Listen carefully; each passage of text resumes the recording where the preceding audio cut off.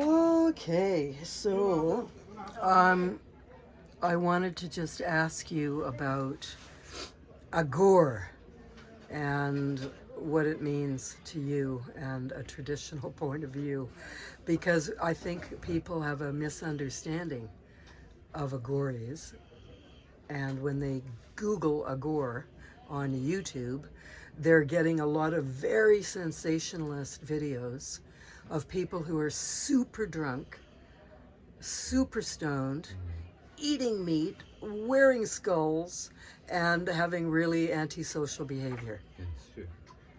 And I don't really see them as in a lineage of any kind, or certainly not with the Pashupatas, Yeah. the centuries old medieval yogis who used to live in the cremation grounds Yes.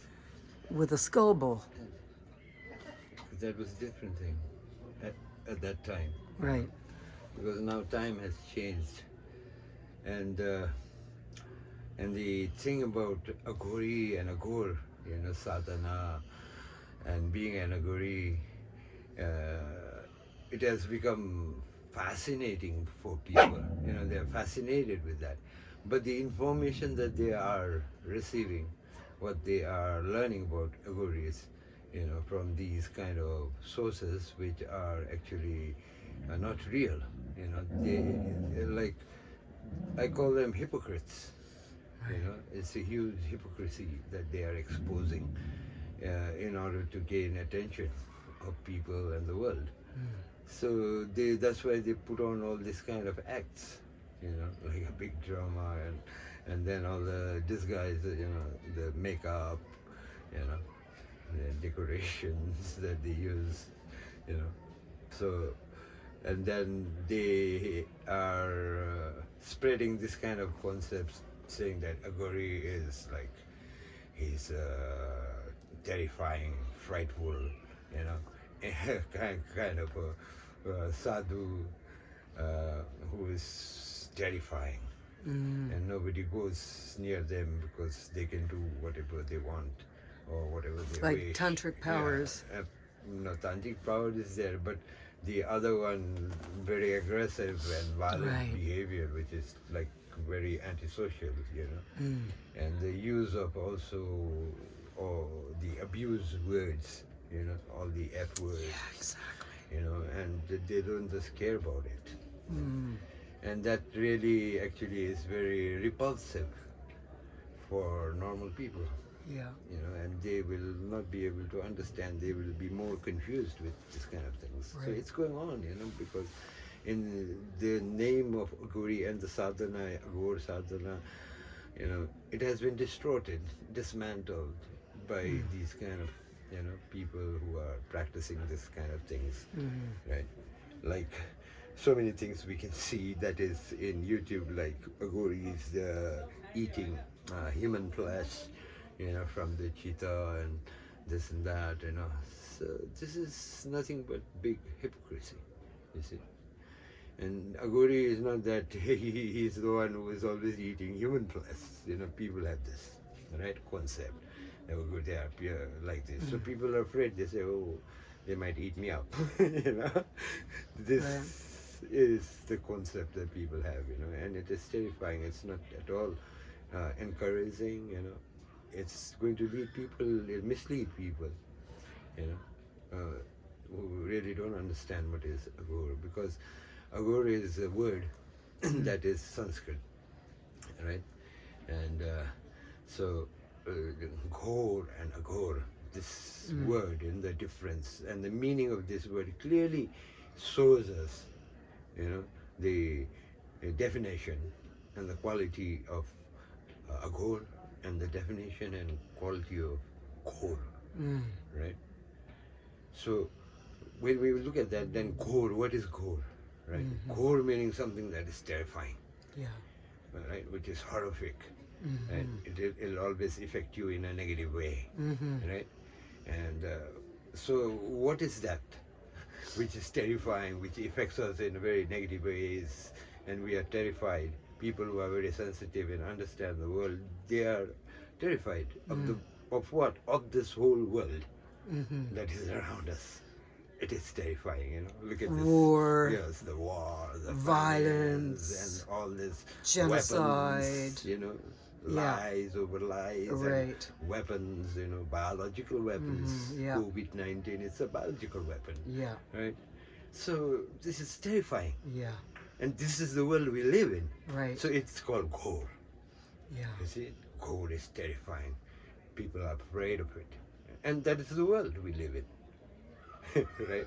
It's so terrifying. We don't want to be in this kind of environment or in that particular kind of situation where there is, you know, conflict and war and famine and many other things, right?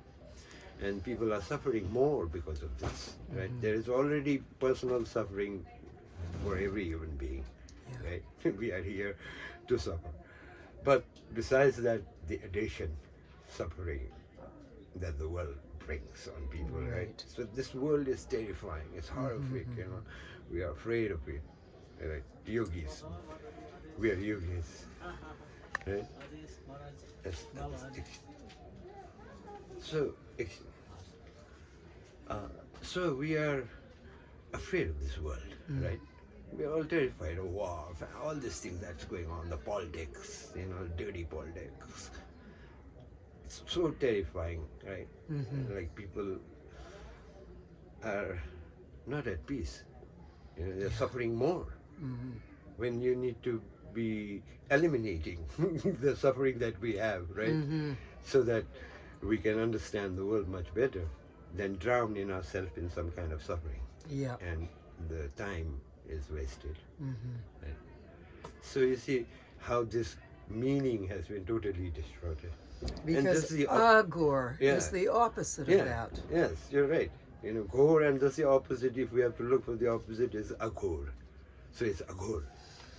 And now, So this those opposite sadhus shouldn't be terrifying. shouldn't be. Aghori is totally something that is out of something. It's not religion. It's not bound to Hinduism or any other, you know, religion. It's totally something that is different, you know. Different in the means I say, like, then being an Aghori is a person who is very peaceful. Yeah. Who will always try to expose his peaceful aura around wherever he goes. Yeah. Right? Tries to maintain that peacefulness. Yeah. Because he is mindful. And very compassionate. Yes. And then very compassionate. Very, very compassionate. Have so much Like, I remember feelings. in, like, traditionally, Aghoris would look after lepers and widows. Yes. The most outcast, marginalized people.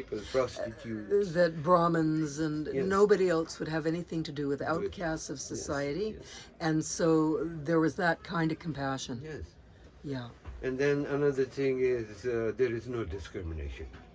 Yeah. You know, Guri does not discriminate. Doesn't, okay, you are a Brahmin, I'll salute you. Oh, you are a Shudra, you're a low So caste. no caste You system. get out from my Right. door, don't come near Yeah. my door. That Yeah. is absolutely nonsense, right? Yeah. Because we are all human beings and we Yeah. cannot discriminate human beings in Right. just because the Brahmins have written this big book called the Manusmriti. Yeah. And they have made all the laws there, Yeah. and their fantastic law is the caste system, Yeah. through which they have, you know, ruled our country, like Nepal and India has been the victim. You know. We are the victim of cultural genocide. Yeah. It's a cultural genocide. The Brahmins are doing this. You see? So we are suffering this because of this misunderstanding there, right?